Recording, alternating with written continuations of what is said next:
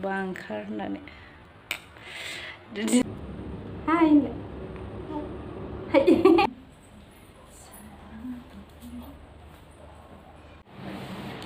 Hello everyone welcome back to my channel नोंथांमोनखौ आंनि गुबुन मोनसे गोदान भिडिअ बरायहरनाय जाबाय आसा खालामो नोंथांमोना आंनि भिडिअखौ जोबजासिम नायलांगोन होननानै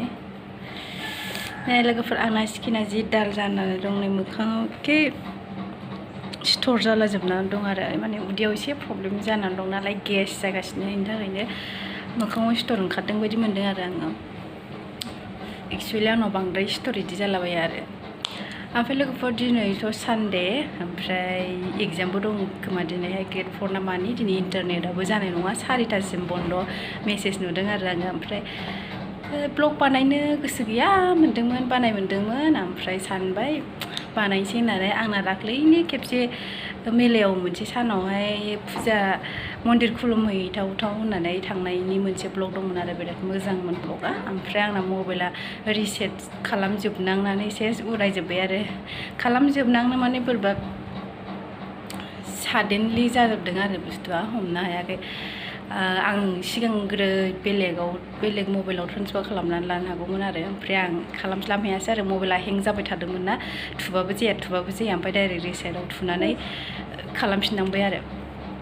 गासिबो भिडिअफ्रा थांजोबबाय गैया बिनि थाखायनो भिडिअखौ आपल'ड होनो हायाखैमोन मा भिडिअ बानायनो साननानै ओमफ्राय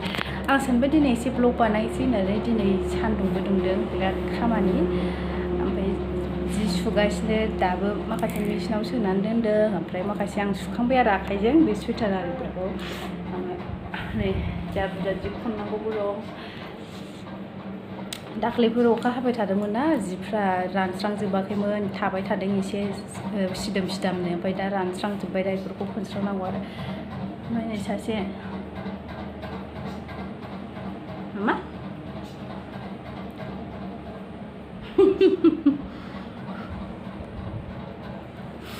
क्रिसियाबो गगा मोन्दों लोमजादों मैया डक्टरनाव हमिअ डक्टरनाव लानानै थांदोंमोन आरो आङो ओमफ्राय ओरैजाय इफाजैनो एसे मेला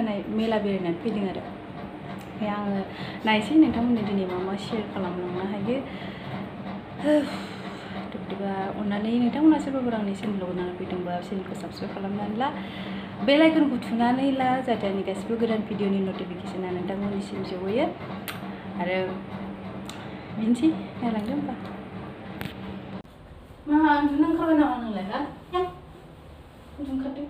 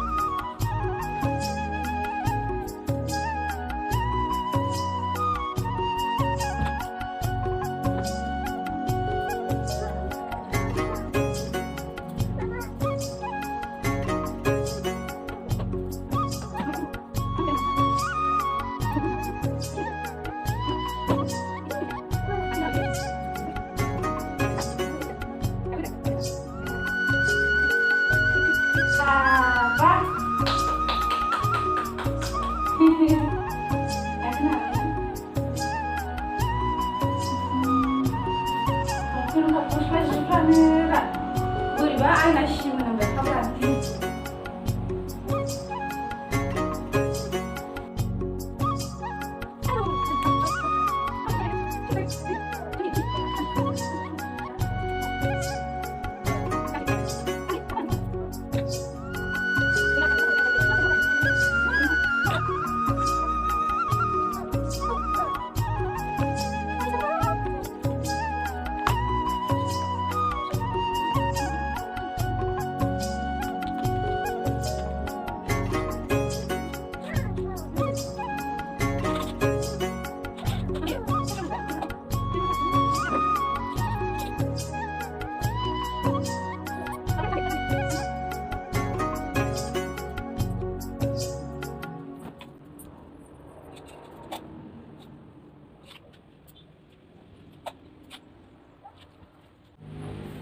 नै लोगोफोर आंहा फास्रा गोदान लाबोदों मेलायाव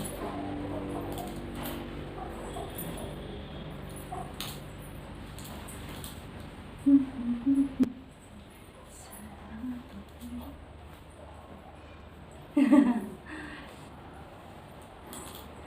टाकानि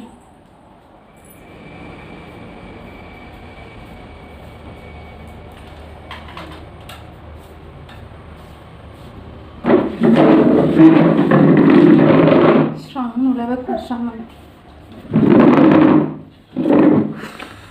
जि लामहैनो दंबावोसो जि लामहैग्रोनोसै हेल' मामा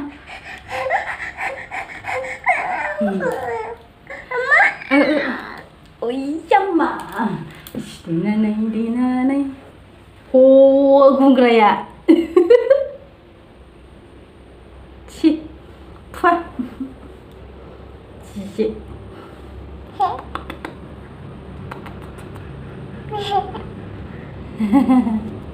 Hi. Hi. I am Krisa. I am Krisa. Tọ̀sí लामहै होनसै हाबा होनसै आजि सुनांगौ दंबावोसो गांनै दख'ना सोमनानै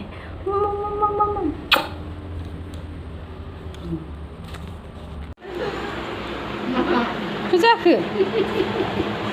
उन्दुनो ओंखारबाय खोमा र' ओंखाम जाखांनानै फुथुनोसै आं ओंखाम जानोसै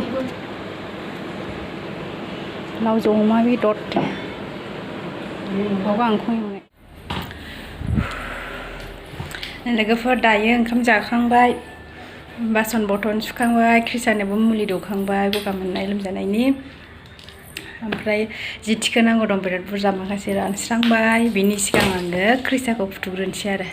दाबो उन्दुवाखै बियो टाइमा 2टा जालायसै आइ फिसा दे गाखो दे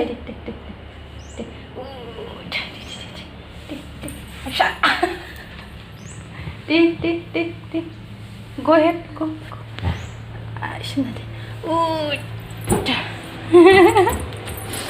ayo इदि उन्दुबावा बियो इखौ बानानै फुथुबासो उन्दुलाङो बानानैसो फुथुगोरनांगौ बिनि उनाव ओंखाम जानायानो लेट जाबाय आरो जोंहा दिनै माने हासबेन्डजों सासे लोगो फैफादोंमोन आरो ओमफ्राय सानैजों ओंखाम जानानै थांबाय इसोरनो जाहो हरग्रोबाय सिगां ओमफ्राय बिनि उनावसो जों जाबाय आरो ओरैनोबाबो ओंखाम जानाया एसे लेट जाखागौमोन खोमा फुङाव जाखादों नालाय फुङावथ' जाखायोआनो सानफ्रामबो ओमफ्राय दिनैहाय माने बयबो जादों आरो फुङावहाय पापायाबो जादों एखमबा जानो नागिरा नालाय मेंनाय मोनबाय आरो दा क्रिसा उन्दुबाथाय आंबो दसे उन्दुफानोसैसो जिफोरखौ थिखोना दोनजासै माखासे बेखौ फुथुग्रोनानै ओमफ्राय मोनायावहायसो खननोसै आङो मोनायावहायसो माखासेखौ खननोसै आं ओमफ्राय दिनै मेलायावबो थांनायनि प्लान दं आंखौ हासबेन्डआ होनलांदों आरो दाहाय मेलायाव थांनोबो ओंखार होननानै दिनै लास्ट आरो बिजनि लोखि फुजाया मामा दलथा नोंहा दिनदों नामा मुलि जागोना जायाखै जादों बे मुलि होनबाथाय ओइ बे हमिय'नि बरि फिसा फिसाया बेखौबाल' जायो बियो ओमफ्राय बेलेगखौबाथाय जाखाया